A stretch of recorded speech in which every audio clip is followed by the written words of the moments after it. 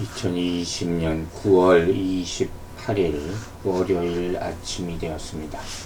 오늘 우리가 함께 묵상할 말씀은 창세기 41장 39절에서 45절까지입니다. 자, 39절 말씀부터 읽겠습니다. 요셉에게 이르되 하나님이 이 모든 것을 내게 보이셨으니 너와 같이 명철하고 지혜 있는 자가 없도다. 하나님이 모든 것을 내게 보이셨으니 참 축복된 말씀이죠. 여러분에게도 이런 축복이 임하게 되기를 바랍니다. 바로가 볼 때, 지금 바로가 하는 말이에요. 요셉에게. 바로는 이제 인정을 하는 거예요. 지금까지 되어진 모든 사건이 요셉을 통한 하나님의 역사였다. 이렇게 일이 다 이루어지고 나면 그때 깨닫는 것이 인간의 모습이죠. 하나님의 신에 감동한 사람이라고 그랬잖아요. 요셉이. 성령 충만한 사람. 지금으로 말하면. 애굽에서 가장 명철하고 지혜 있는 자. 이렇게 불리움 받게 됩니다. 하루 전에 감옥에 있던 사람이죠. 그러니까 이것이 바로가 하나님을 섬기게 됐다. 그걸 얘기하는 건 아니에요. 하지만 바로가 인정하는 것은 여러 신 가운데 자기가 섬기던 하나님이 가장 뛰어난 능력을 가진 신이다. 여기까지는 인정을 하는 것이죠. 저는 요셉이 명철하고 지혜를 가진 자이다. 애굽의 모든 점술가들, 현인들이라고 불리는 사람들을 다 물리친 그런 통치자가 될 수 있는 자질을 갖춘 사람이었다는 것을 이 바로의 말을 통해서 증명해주고 있는 것입니다. 40절과 41절 말씀 읽겠습니다. 너는 내 집을 다스리라. 내 백성이 다 내 명령에 복종하리니 내가 너보다 높은 것은 내 왕좌뿐이라. 바로가 또 요셉에게 이르되 내가 너를 애굽 온 땅의 총리가 되게 하노라 하고, 꿈 해석 하나 했다고 이렇게 인생이 바뀌나 생각할 수 있지만 그 정도로 바로는 이것을 두려워했고 또 중요하게 또 놀라워했다는 것이죠. 너는 내 집을 다스리라. 바로의 명령이 떨어집니다. 요셉은 보디발의 집에 팔려갔을 때 그의 집과 모든 소유물을 주관했습니다. 39장에 그 내용이 나옵니다. 또 감옥에 들어가서도 옥중 죄수와 모든 사물을 다 맡아서 처리했습니다. 이제 요셉은 바로 앞에 나가서 애굽 전체를 맡아서 다스리게 됩니다. 가만히 보니까 어디 있던지 간에 머리가 되고 꼬리가 되지 않게 하셨어요. 참 놀라운 일이죠. 근데 더 놀라운 일이 뭔지 아십니까? 창세기 37장에 7장 8절에 그 형들이 요셉을 향해서 비웃던 장면이 있었습니다. 다스리게 되겠느냐 라고 말했던 것이 현실로 이루어집니다. 이게 하나님의 뜻이었다는 것입니다. 너는 높음이 왕좌뿐이라. 바로로부터 명철과 지혜를 인정받았던 요셉은 바로 밑에 애굽의 2인자가 된 것이죠. 전날에 보디발의 집에서도 요셉은 그의 음식 외에 모든 것을 위임받았다. 그런 구절이 있었잖아요. 근데 더 큰 중임을 맡았죠. 나라의 일을 맡아서 애굽 전국을 다스리게 된 그런 일이 벌어진 거예요. 전례를 찾아볼 수 없는 파격적인 인사라고 볼 수 있겠죠. 당시로. 모든 사람들이 놀라워 있을 것이고 아마 반발하고 의의를 제기하는 시기하는 사람들이 어디든 있을 테니까. 그럼에도 불구하고 그런 모습도 나타나지 않아요. 배후에서 역사하고 계신 하나님의 분명한 섭리를 느낄 수 있다. 하나님이 하시는 일은 깔끔하다는 거예요. 이게 진짜 하나님이 하시는 일이죠. 이 요셉의 참 삶은 드라마틱하면서도 엄청난 힘을 느끼게 해줍니다. 그게 사실이에요. 그리고 요셉에게 주어진 지위가 뭐라고요? 애굽 온 땅의 총리, 1인지하 만인지상, 이렇게 우리가 얘기하죠. 방금 전까지 감옥에 있었던 히브리 청년이 애굽의 총리가 되고 애굽 온 백성이 그의 명령에 복종하게 되는 거예요. 당시 애굽은 상하 두 애굽으로 나누어서 각각을 다스리는 독립된 고관이 행정을 맡았다고 합니다.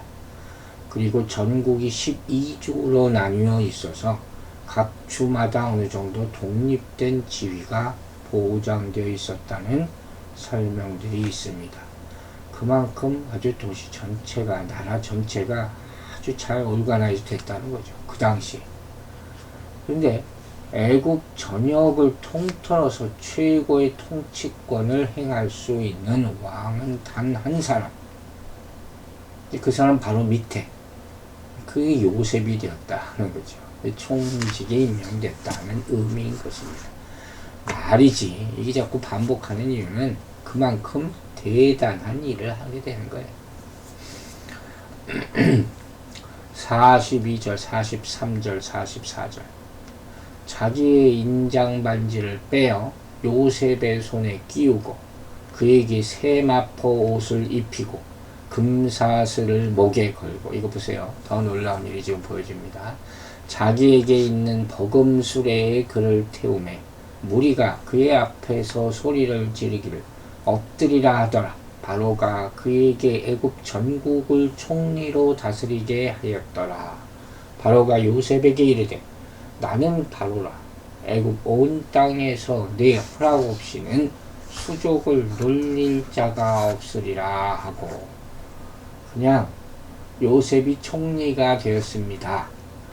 이 한마디 말만 해도 될 텐데 혹시 못 믿는 사람들을 위해서 그랬는지 이처럼 자세하게 그 광경, 즉 총리 취임식 장면이라고도 우리가 생각할 수 있을 거예요.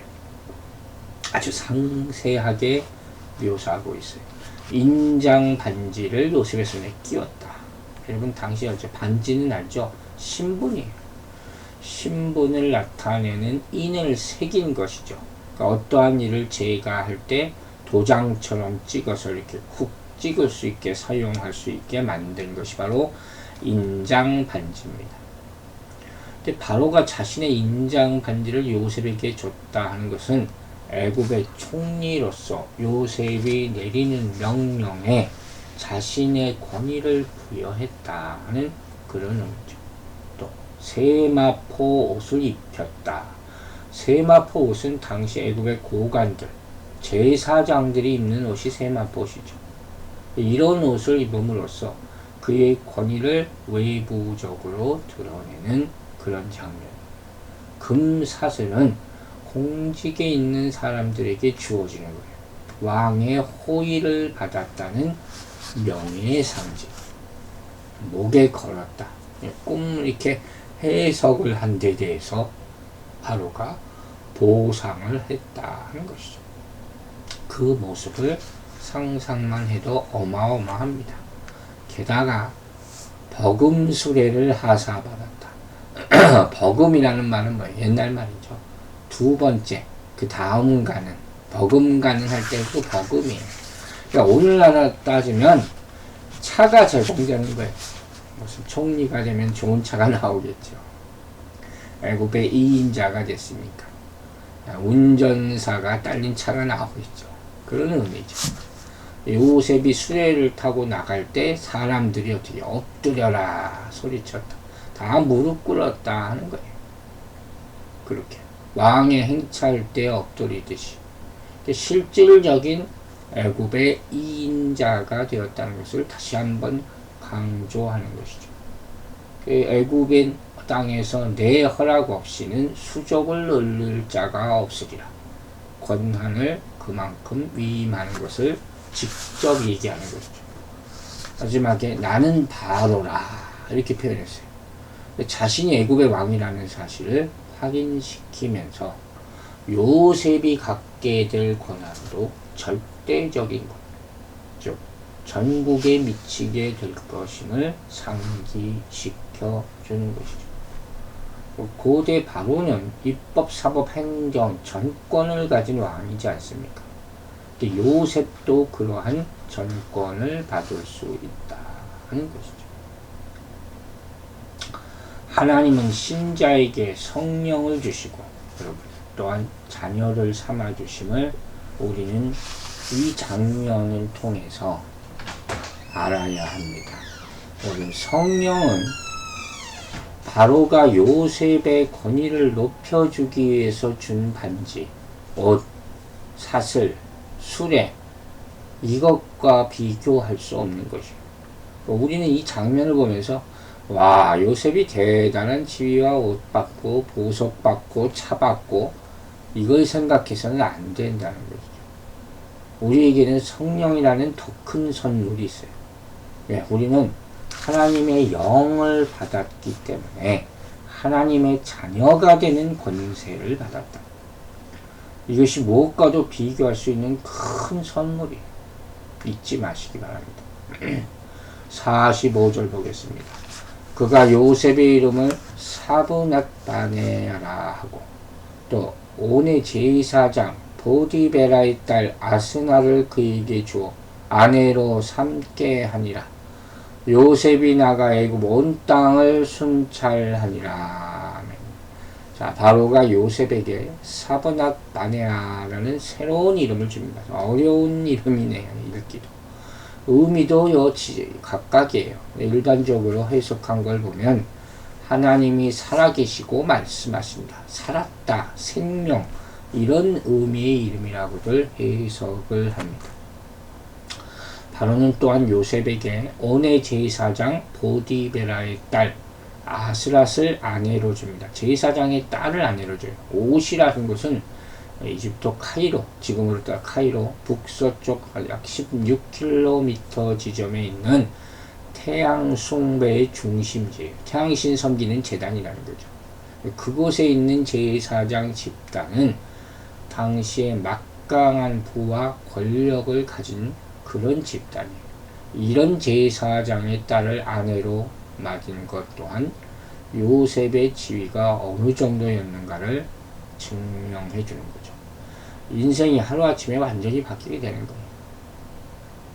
이렇게 바로가 요셉에게 직접 애굽 이름까지 주고 애굽 여인을 아내로 삼게 한 것은 또 한 가지 이유가 있겠죠. 바로 그를 완전히 애굽화 시키기 위한 조치죠. 다니엘서에도 그런 내용이 나오는 것을 우리가 기억할 수가 있습니다. 자, 이렇게 모든 권력과 권세와 또 지위와 또 아내까지 호칭까지 받은 요셉의 모습에서 여러분은 뭘 느끼십니까? 여기서 우리가 분명히 상기해야 될 사실이 있습니다. 하나님의 자녀들은 하나님이 주신 권세로 세상을 다스려야 한다는 것입니다. 여러분, 우리 믿는 사람들은 타락 이후 왜곡된 피조물을 다스리는 권세를 회복한 사람들입니다. 신자가 세상을 다스리는 방식은 무엇입니까?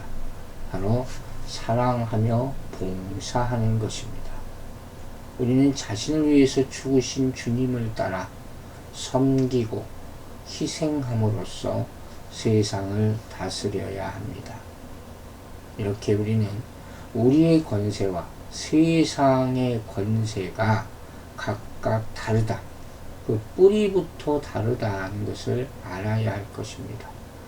세상의 권세는 소유와 인맥과 권력, 물질 이런 것에 기초합니다.